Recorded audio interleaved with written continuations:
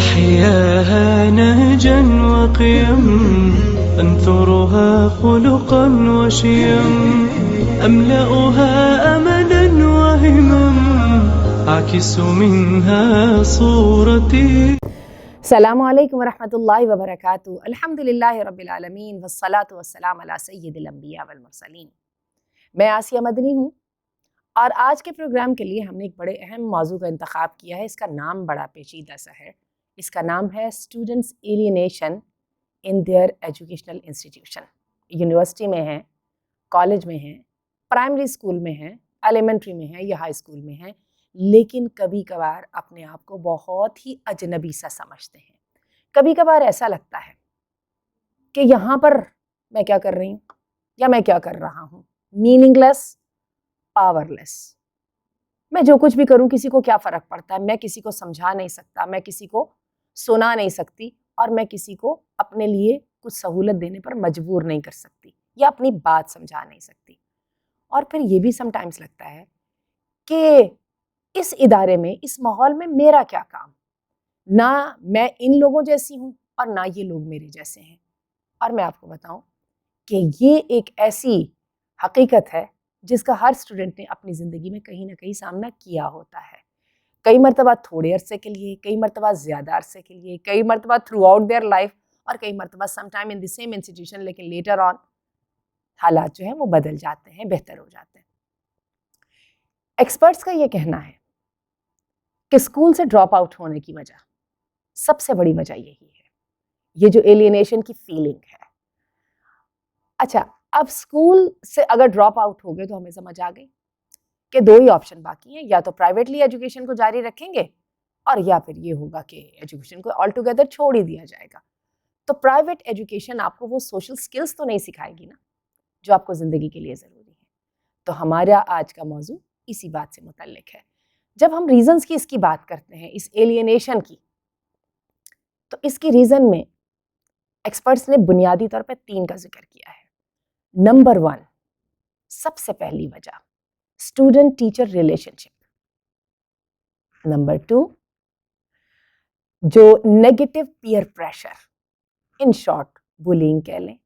اور نمبر 3، کہ اسٹوڈنٹس کا اس بات پر کنٹرول نہ ہونا کہ وہ اپنی لرننگ کو اپنے پیس پر مینیج کر سکے، جس کو کہتے ہیں آٹونومس لرننگ. تو یہ 3 ریزن ہیں، بڑی مشکل ٹرمز ہیں. تو ہم تھوڑا سا ان کو ذرا سمپلیفائی کر کے بات کرتے ہیں اور آگے پھر اس کے حل کی طرف آتے ہیں. سب سے پہلی بات تو یہ ہے کہ جب ایک ادارے کے اندر جو سب سے پہلا جو تعلق استوار ہوتا ہے وہ اسٹوڈنٹ کا اپنی ٹیچر کے ساتھ ہوتا ہے. اس تعلق کو انڈرسٹینڈنگ کی بیسس پر ہونا چاہیے، ایز ویل ایز رسپیکٹ کی بیسس پر. اور انٹرسٹنگلی میں آپ کو بتاؤں، یہ رسپیکٹ صرف اسٹوڈنٹ کی طرف سے ٹیچر کو جانے اہم نہیں ہے، بلکہ ٹیچر کی طرف سے بھی اسٹوڈنٹ کی طرف آنا اہم ہے.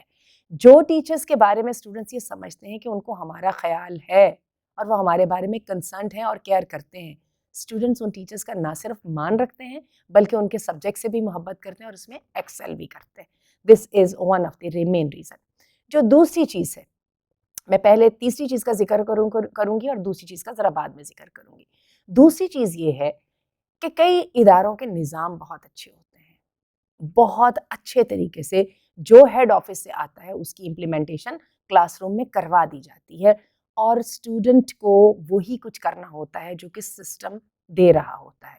اس کے ریزلٹس سیف ہوتے ہیں، لیکن کیا وہ اچھے بھی ہوتے ہیں؟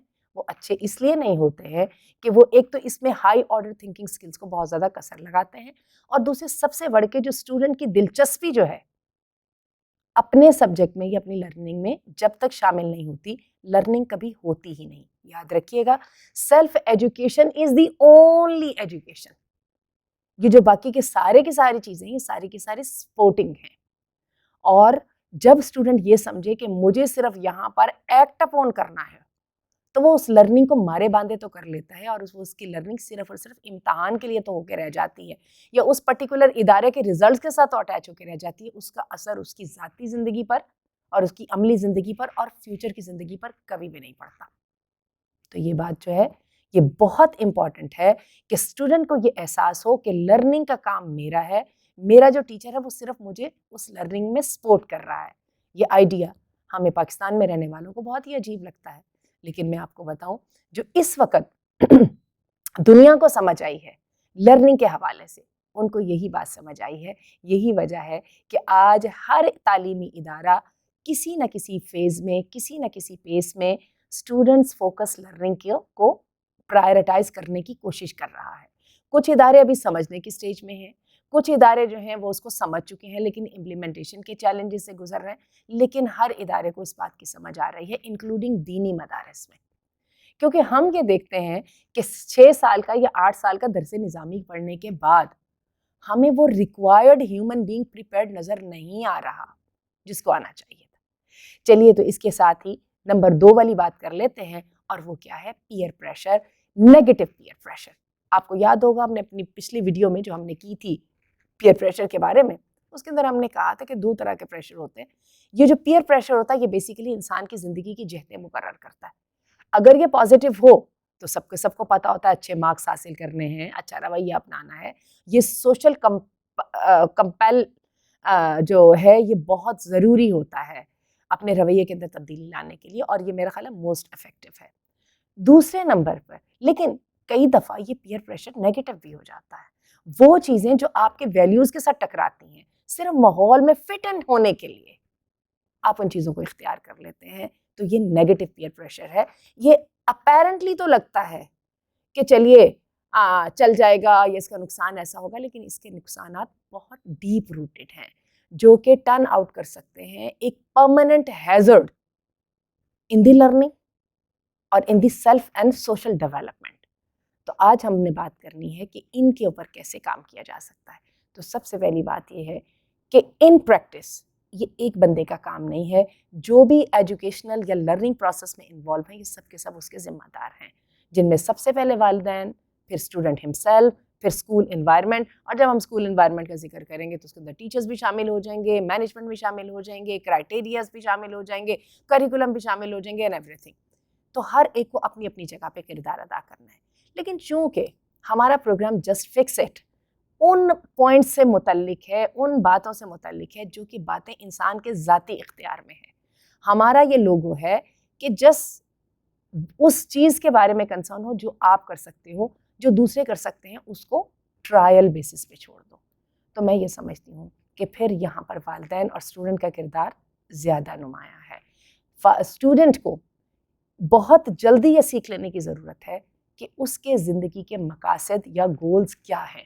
اگر وہ بہت بڑی بات کو نہیں سمجھنے کی پوزیشن میں تو کم از کم اس کو یہ ضرور پتہ ہونا چاہیے کہ آئندہ آنے والے 1 سال 2 سال یا 5 سال میں مجھے کیا بننا ہے اور کیا اچیو کرنا ہے. اور یہ چیز جو ہے اس کے سامنے صرف خیال کی صورت میں نہ ہو، رائٹنگ میں بھی ہو، عملی طور پہ بھی ہو اور خیالات میں بھی ہو، اور کیا ہے کہ ماحول بھی اس کو ری انفورس کر رہا ہو. اور اس میں پھر یہاں پر والدین کا کردار آتا ہے.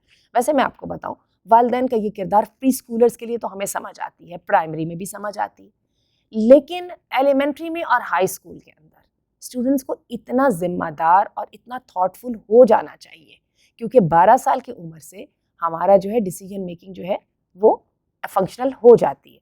اس وقت سے اسٹوڈنٹ کو پتہ ہونا چاہیے کہ اس کے زندگی کے مقاصد کیا ہیں اور ان کو بار بار ریفریش کرنا چاہیے. یہ ریفریش کرنا ان کو ایک سٹرکچر، ایک فارم عطا کرتا ہے، ایک فاؤنڈیشن دیتا ہے، جس فاؤنڈیشن کے سہارے وہ سارے جو ہے ناپسندیدہ سرکمسٹانسز سے گزر جانا، جن کی وجہ سے ناپسندیدہ حالات یا مجبوریوں کے حالات سے گزر جانا ممکن ہوتا ہے. اسی بات کے تناظر میں ہم اپنی اگلی ویڈیو میں ان اسٹوڈنٹس کی بات کریں گے جو نیگیٹو پیئر پریشر کی وجہ سے ان باتوں پر عمل نہیں کر سکے جن پر وہ ساری زندگی عمل کرنا چاہتے تھے اور اپنے فیوچر میں بھی عمل کرنا چاہیں گے. تو آج کی بات کو ہم یہیں پر ختم کرتے ہیں، اور آپ کو تب تک کے لیے خدا حافظ، جب تک کے لیے ہماری نئی ویڈیو تیار نہیں ہو جاتی. السلام علیکم.